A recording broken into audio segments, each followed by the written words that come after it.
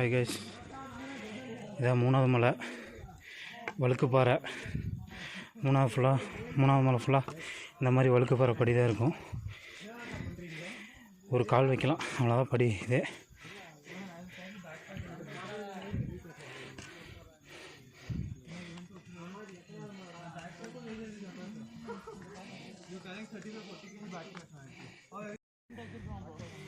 அஞ்சாவது மலை, 4வது மலை முடிஞ்சு 5வது மலை ஏறிட்டுருக்கிறேன்.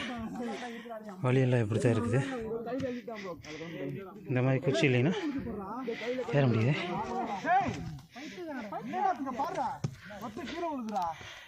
இந்த குச்சி வச்சு தான் சப்போர்ட்டில் மழை போயிட்டு இருக்குது.